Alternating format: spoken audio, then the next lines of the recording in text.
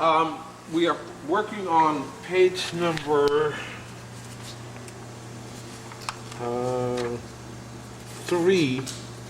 The email came in on December 28, 2009. The pieces that we've sent to you are the same pieces that we have here. Now we have no spacer in between the chassis and the plate. And we also were possibly thinking that maybe the shock, which the shock really is supposed to be from bolt to bolt, like 10 centimeter or 10 inches. And either you got the wrong shock on there and we can send you a replacement shock. Then we have a spacer over here on the sway bar, which is not very important, but the spacer is an 1.5 inches. No, sorry, I take that back. 1.25 inch spacer.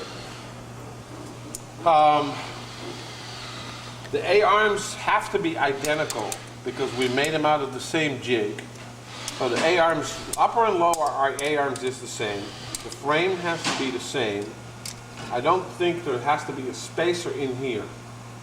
Now the length of this particular drag arm from center to, let's say, to the bolt is 12 inches. And then the overall length of the drag bar is from center to center is, well, 29.75 is the overall length from center to center.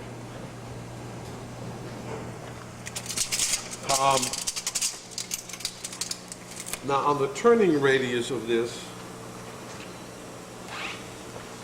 is that we really haven't had any problems with the turning, as you can see. Although I do believe that we ended up grinding this little corner off a little bit in here, but we'll show you that in a minute. This corner right here was ground because it's rubbing on the arm. Now I don't know if that's why they lifted up the suspension, possibly.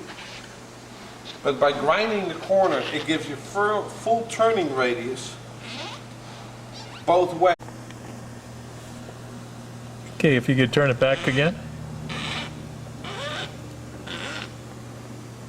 And then go ahead and turn it again.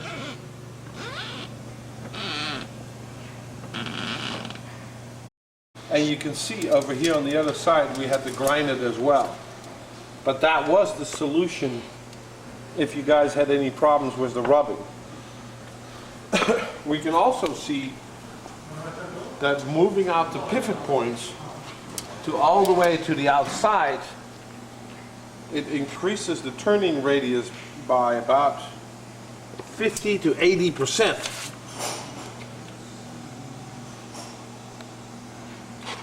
So it gives us great turning radius, great suspension, and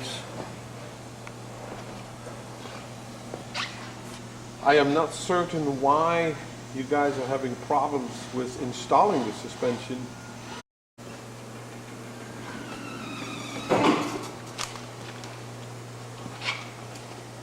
I see.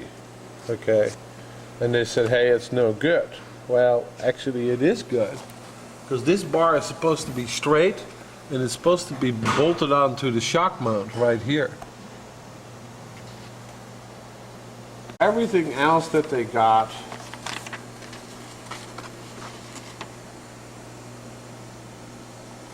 seems okay. There isn't that many problems in the rear. I think that what they don't quite understand is this setup here that we mounted to there. I don't know if I could see it. And then the fact that it's bolted onto here.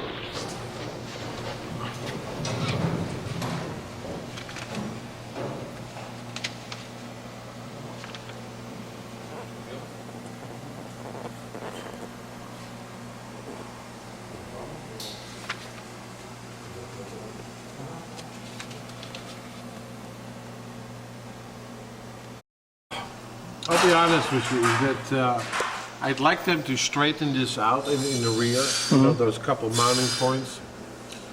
I don't know if the benefits are that great to change the rear suspension on the vehicle.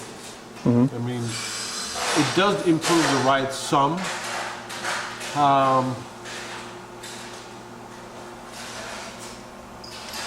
But I'm honestly, I'd like them to fix it, you know, what we have there. But what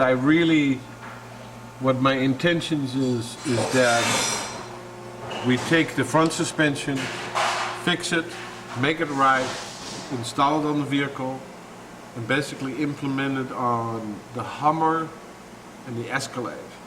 And then the only one that we haven't got done yet is the Roadster. But they should be able, the one from the Roadster, or the one from the Hummer and the Escalade and the Roadster is so close. I mean, for example, on the You want me to record all this? What you're saying to them right now? Yeah. Okay. On the Roadster, the only thing that's different is that, you know, the plate here, this pivot point is a little, this pivot point is higher, you know, like we have on the 39. This plate is actually, was supposed to be designed this way to take that extra block out. And so everything on the Roadster is the same except this pivot point is up here. So the only one that I haven't given them a sample of yet is from the Roadster, but it's, if you take this design here and basically take the bottom plate from the 39 and bolt that in here, then, you know, you have the California Roadster design.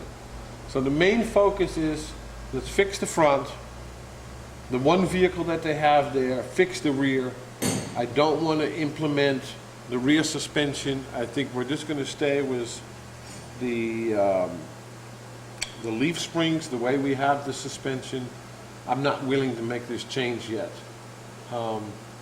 We might utilize this rear suspension though for the inexpensive vehicle, the one that, you know, we're going to build it.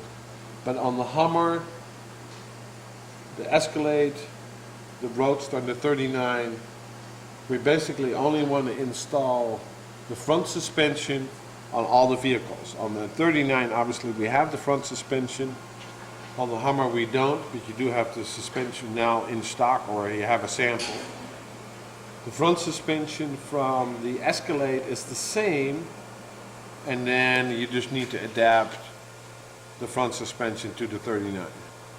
So please get back to me as soon as possible. Thank you very much. Got it.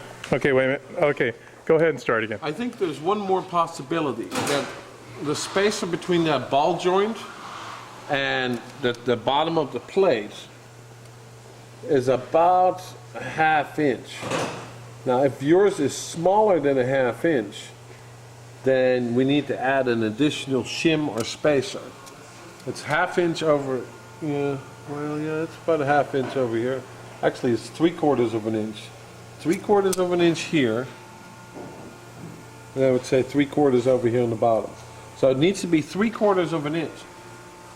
If this piece that you received doesn't have that, I think we need to add the spacer to it and add a length to it, and that's going to give you that extra clearance for this area over here. So all I'm trying to do is to find out what went wrong and how can we fix it.